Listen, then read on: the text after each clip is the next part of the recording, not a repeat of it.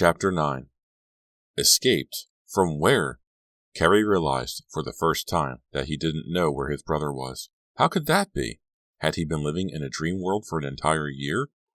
I guess we've all been living in a dream world, his father said, echoing Carrie's thoughts. I've tried to protect you. The doctors said I should. Protect me from what? Carrie asked. From Donald? His father didn't answer. He walked to the refrigerator, pulled out a pitcher of orange juice, and poured Carrie a glass. Carrie took the glass from his father's hand and took a long, cold sip.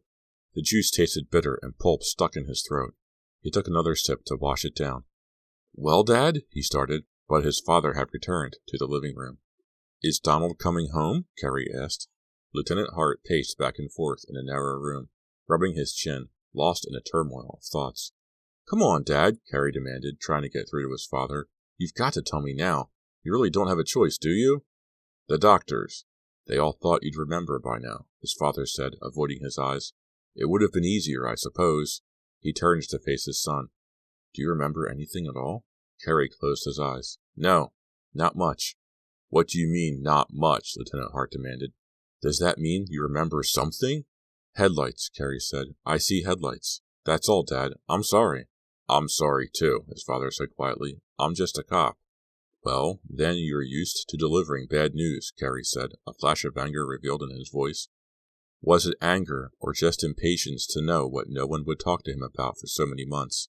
Hey, you got no cause to snap at me, fella, Lieutenant Hart said. I've only tried to do what's right. It hasn't been easy, especially with your mother gone.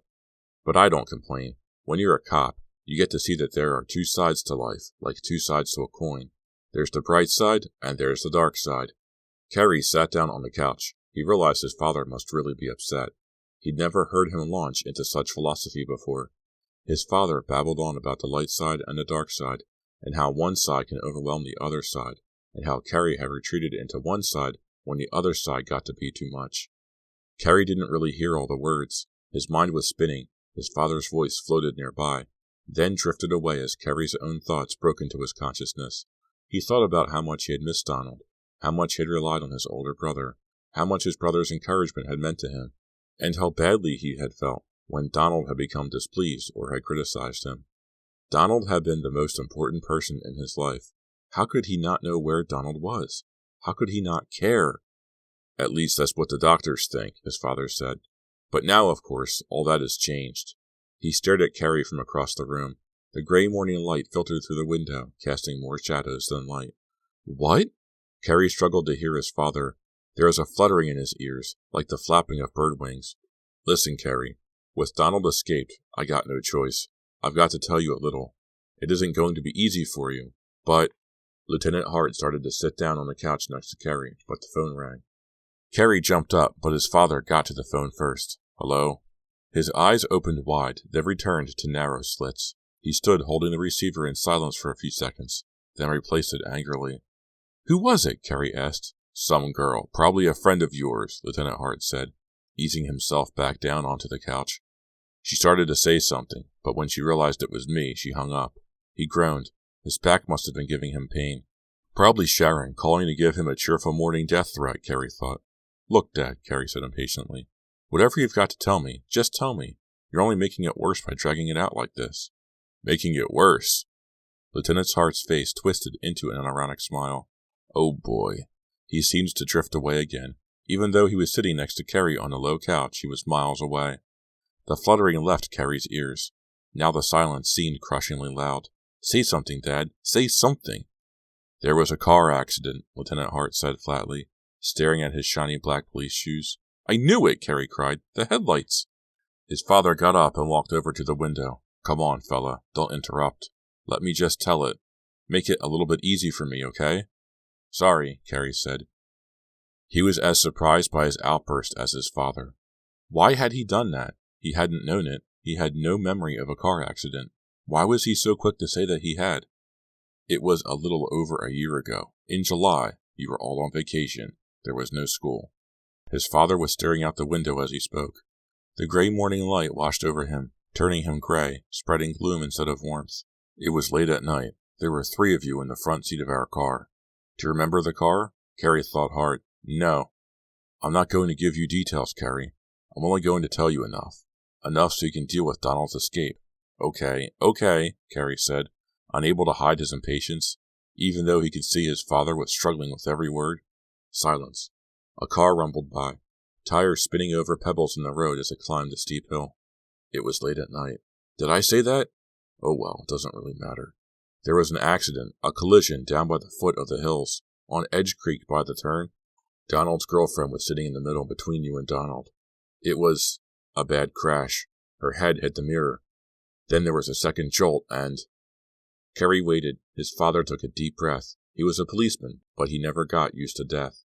The girl was killed, he said quickly. And Donald? Carrie asked, his voice gurgling up weakly from deep in his throat, his hands ice cold. Donald couldn't accept it. He cracked. But he was alive, Carrie demanded. Yeah. Untouched, practically, Lieutenant Hart replied, seemingly surprised by the question. So were you, just a few cuts. That scar over your eyebrow. Carrie's hand went up to the scar. It was still a little tender. He'd never paid any attention to it, except when his comb slipped or he accidentally scratched it. But Donald couldn't accept that his girlfriend was dead. He cracked. He just snapped. We had no choice. We had to send him away, to a hospital. You know, a place for mental patients. That's where his brother was, in a mental hospital? You, don't remember any of this? His father asked cautiously. No, Carrie muttered. No. Headlights. Just headlights. Nothing. Well, I've told you most of it. Enough, I guess, Lieutenant Hart said, leaning on the windowsill, staring out into the gray morning. Donald's been in the hospital ever since. I tried to see him, but the docs don't want me to. They thought he'd snap out of it better if he didn't see any of us for a while. They were probably right. I got weekly reports from them, though. I kept tabs on him. I didn't desert him up there. And is he better? Carrie asked, his voice nearly a whisper. That's what the docs told me. They said he was getting better every day. Might even be home by Christmas. Then, first thing this morning, I get a call. Donald's run away. Flew the coop. He shook his head sadly. Maybe he just decided he had enough. Maybe he's fine now, Carrie said. Maybe there's a Santa Claus and he really lives at the North Pole. You know that's not the way it works, Lieutenant Hart said bitterly. Maybe he's heading home, Carrie said, ignoring his father's words, caught up in his own swirling thoughts, struggling to keep from being buried under the weight of the horrifying story he had just been told. We'll get to see him, to talk to him. That'll be great, won't it? I don't know, his father said. I don't know. He glanced at his watch. Then he turned from the window and walked over to Carrie. Are you okay? I guess so. I still don't remember. It'll come back, and you'll be able to face it then. You're stronger than you think. What an odd thing for his father to say. You're stronger than you think. Carrie had never thought of himself as strong or weak. I just want you to be careful, his father said, pulling on his tie and fumbling to get it into a knot. His hands were shaking too badly. He gave up after 3 tries and tossed the tie to the floor. I gotta go. You know how to reach me if anything happens. Yeah, sure. Do you think Donald will be here by... The hospital is 2 days away by car, Lieutenant Hart said at the door. It's upstate, near the border, so don't plan on having lunch with your brother. I'm not too sure he'd head here anyway. He may not. I thought I had to warn you. Warn him? Did Carrie really have to be warned that his brother might show up? Is he dangerous, Dad? Carrie could hardly get the words out. Get to school, his father said, trying to sound more cheerful. We'll get through this okay. We Harts always manage to muddle through somehow. His father couldn't bring himself to answer the question. Hey, where's Sean? Carrie suddenly realized his brother was missing. He's at his friend Larry's. I already talked to him this morning before he woke up, Lieutenant Hart said. Lieutenant Hart pushed open the screen door and stepped out onto the gravel driveway. Carrie heard the crunch of his shoes on the stones as he trudged toward his patrol car. He ran to the door. Hey, Dad! Lieutenant Hart stopped at the door to the car and turned around. What? Dad, one more question. Shoot. He fumbled in his pants pocket for the keys. The girl who died, Donald's girlfriend. Was her name? Amanda, his father said. He opened the door and climbed wearily into the patrol car. Chapter 10. Carrie turned the Mustang into the parking lot and slowly cruised down the row, looking for a place to squeeze in.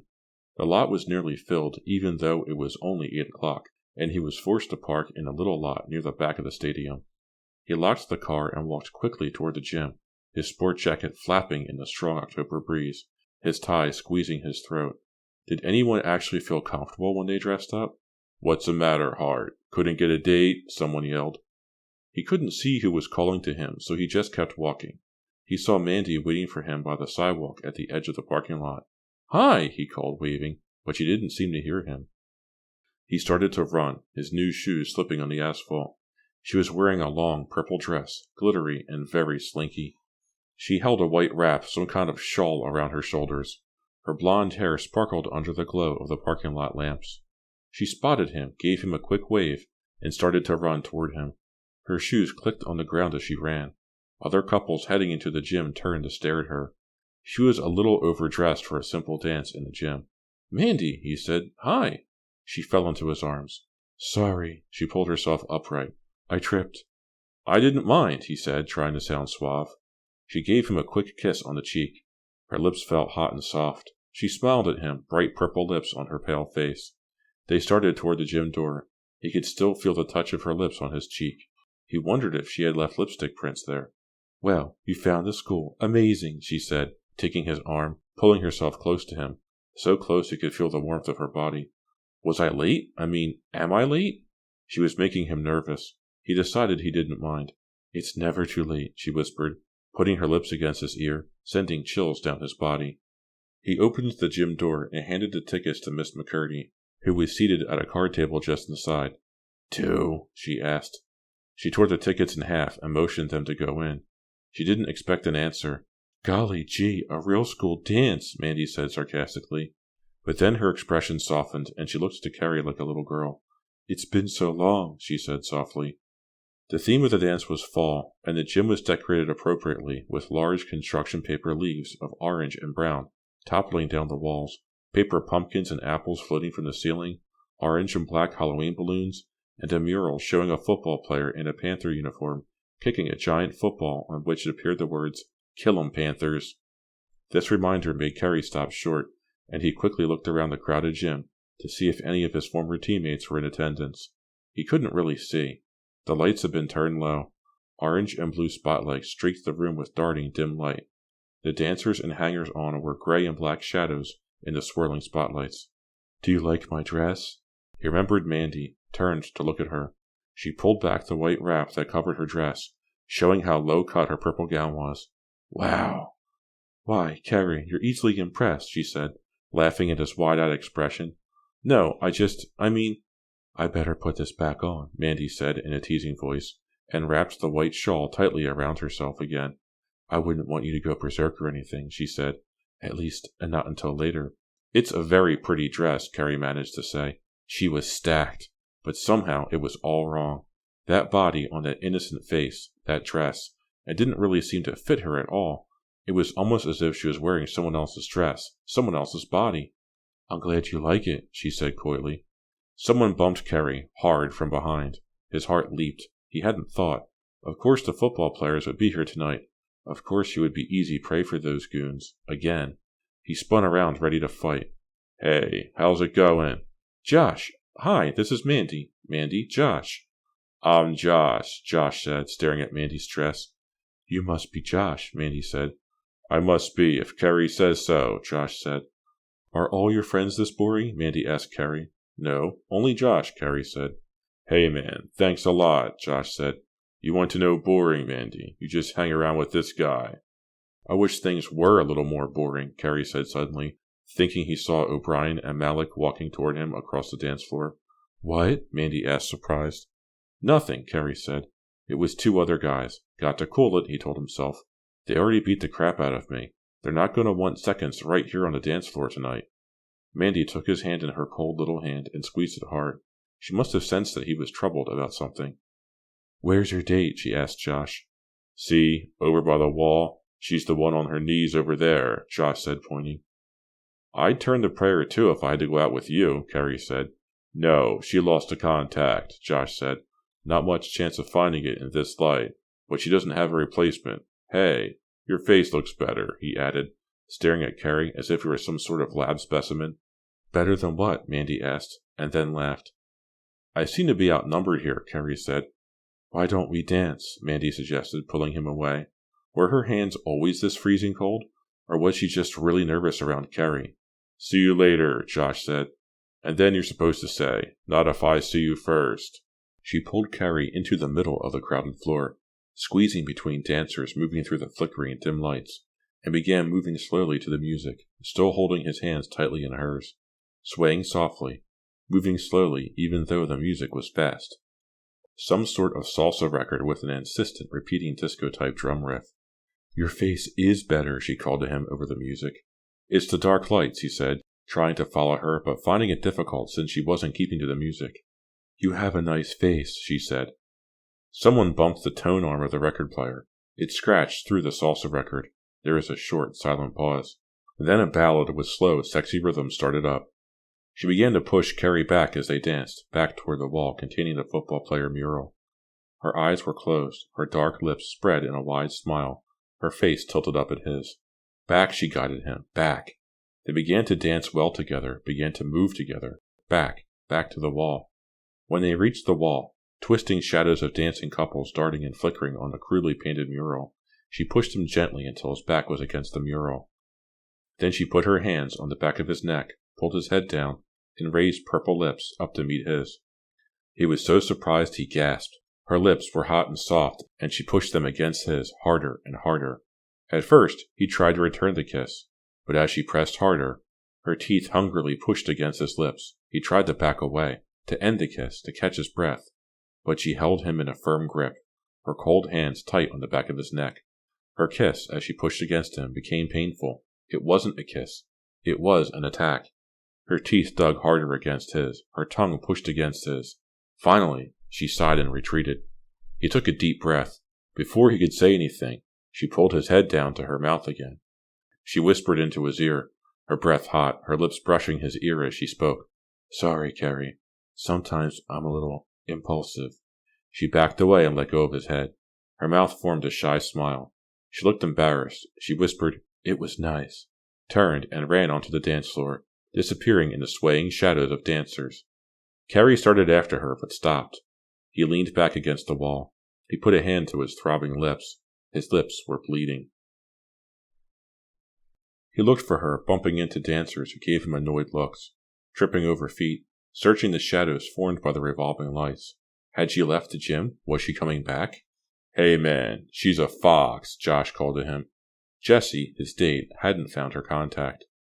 She was dancing with one eye squinted. She pointed at Carrie in greeting. You noticed, Carrie called, trying to sound nonchalant, hoping that Josh wouldn't ask where Mandy was. Where's Mandy anyway? Josh called. He was a terrible dancer. He looked like a duck when he danced, wobbling from side to side. Girls' room, Carrie answered, searching the crowd. Later, Josh said. He waddled off, Jessie squinting after him. Carrie made his way to the gym door. Miss McCurdy was still sitting at the admissions table, guarding the door. She frowned when she saw Carrie approaching. She doesn't like me, he thought. Then he thought, she doesn't really like anybody. Did my date go out this way? He asked her. She frowned again. The one in the purple dress? Yeah. No, I haven't seen her. Maybe we should set up a booth for lost dates. Ha ha ha. Thanks. She was still laughing as Carrie disappeared back into the crowd. His lips still throbbed.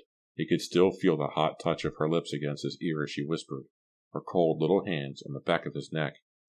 Sometimes I'm a little impulsive. He wanted to go off in a corner and think about her. Why did she kiss him like that? Was it just a sudden impulse? Did she really like him? Or was she playing some sort of game with him? She was so quick-witted, so sophisticated, so together.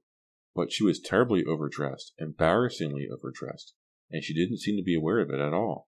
And she was always clinging to him, always pulling him, always touching him. Was that because she was nervous? Or was she trying to make him nervous? It occurred to Carrie that maybe she was trying to be mysterious. If so, he thought, she sure was succeeding. He walked past a long refreshment table, with its big glass jugs of apple cider, pumpkin breads, raisin cookies, and other not terribly tempting items, most of which had been baked in home ec classes. No sign of her. Was she playing hide-and-seek with him? Was she embarrassed about the impulsive kiss? Then his eye caught someone slipping out of the gym through the door that led into the classroom corridor. Was that Mandy? He quickly made his way back through the crowded dance floor. He pushed open the double doors and stepped into the dark corridor. He heard footsteps not far away. Mandy? No reply. He looked down the dark row of lockers. Only a small light at the far end of the corridor had been turned on. They obviously didn't want kids leaving the gym and wandering around in the school. He heard footsteps in the direction of the light. "Mandy, is that you?" he tried again. Still no reply. He began walking quickly toward the light. The empty corridor seemed eerie, even though it was so familiar. Without lights, without kids clattering their lockers, talking and shouting, it seemed like a tunnel of weird shadows and misplaced echoes. His footsteps sounded thunderous, clicking against the floor, echoing off the metal lockers. "Mandy?" His voice was a loud whisper. At the light, he stopped. He heard voices to the right. It was too dark to see who it was, so he started toward the voices. "Mandy?" "Hey, Hart." Two figures emerged in the dark corridor, Malik and O'Brien. "Hey, Hart, wait up!" They began running toward him. He turned and ran the other way. If only he had stayed in the gym. They wouldn't have tried any rough stuff surrounded by hundreds of dancers and the teachers. But now he was easy prey, alone in the dark, empty hallway, no one around. "Hart, stop!" He ran as fast as he could, but they were narrowing the gap.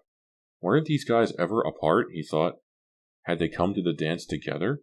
Despite his fear, he smiled as he ran. He pictured them dancing together, a slow dance, cheek to cheek. Give it up, Hart. If he kept running straight, they'd catch up to him in a few seconds. He saw the double cafeteria doors up ahead to the left. If he could get into the dark cafeteria, he could hide under a table or in the kitchen. He'd stand a tiny chance of getting away from them. His heart pounding, he stopped at the double doors, turned quickly to see that his pursuers were less than 100 yards behind him, and heaved his shoulder into the cafeteria doors. They were locked. "No!" he cried aloud. "Hart! Hart, you moron!"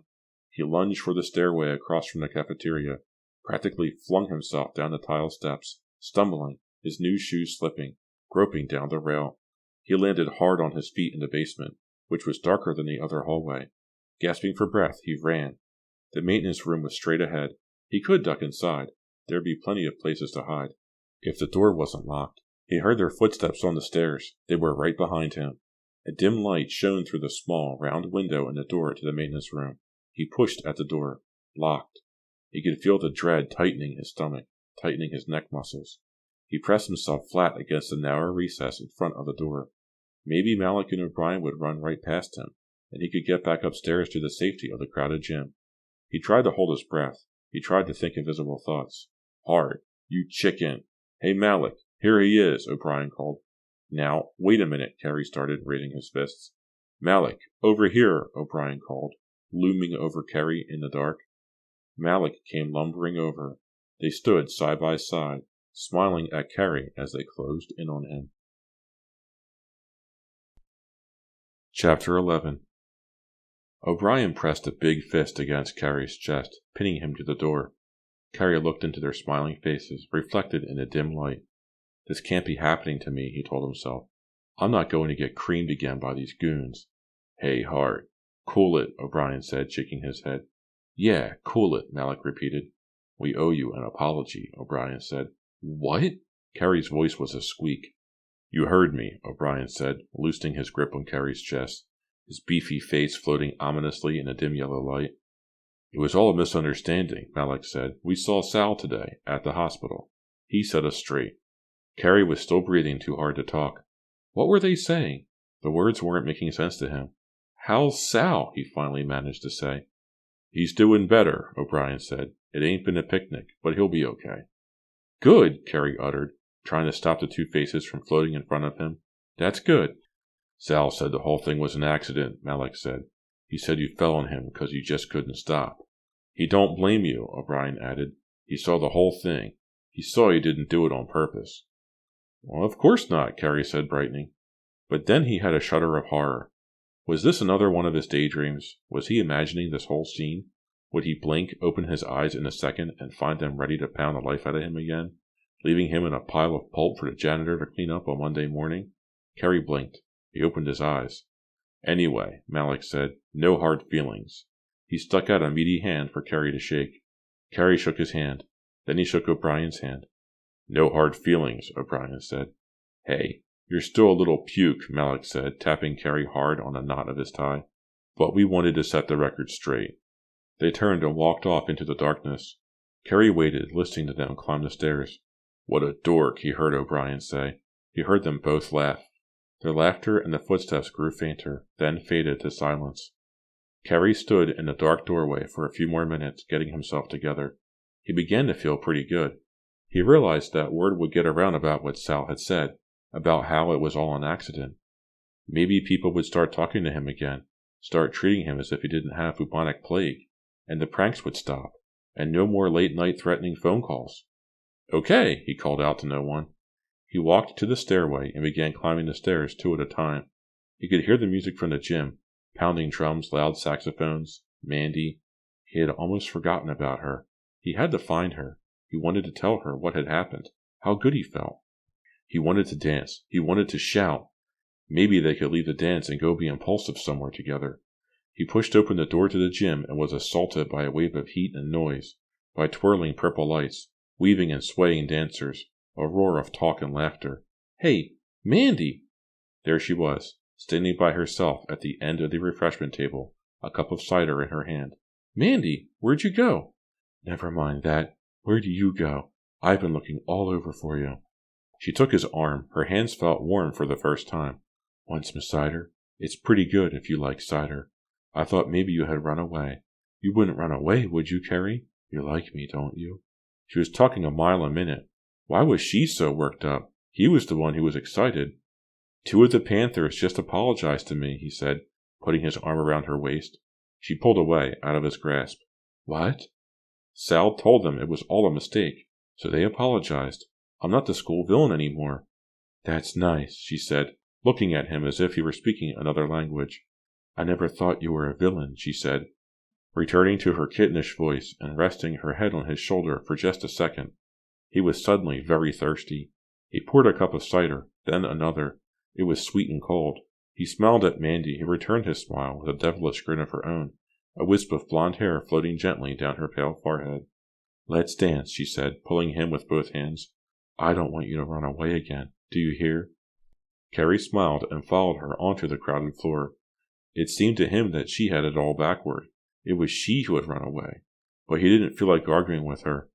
The music was slow and soft, an old Carpenter's record they always played at dances. "We've only just begun," and she felt warm and small pressed against him, warm, small, and exciting. They danced a lot without talking much. The evening passed quickly.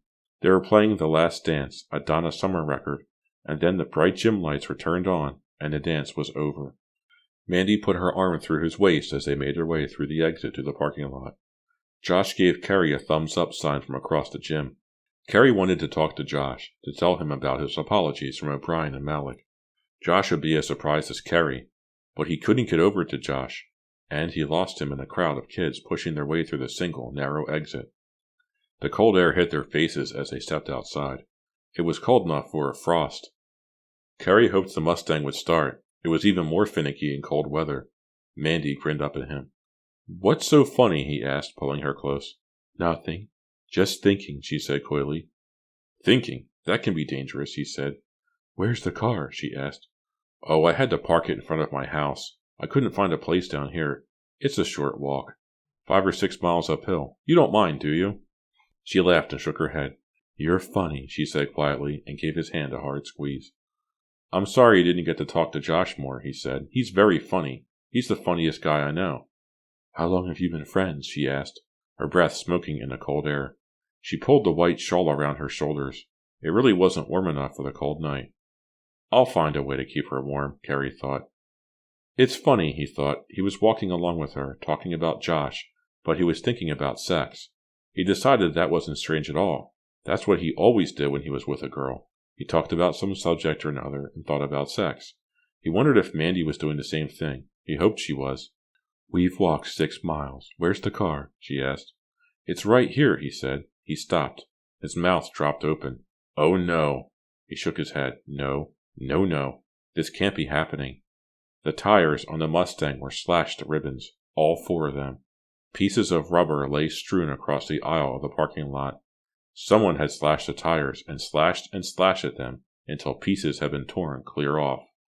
Mandy stared at the car, which looked so weird resting at such a low angle. Then she screamed and buried her head in Carrie's shoulder. "Oh my God, Carrie," she said, her voice shaking. This is getting scary.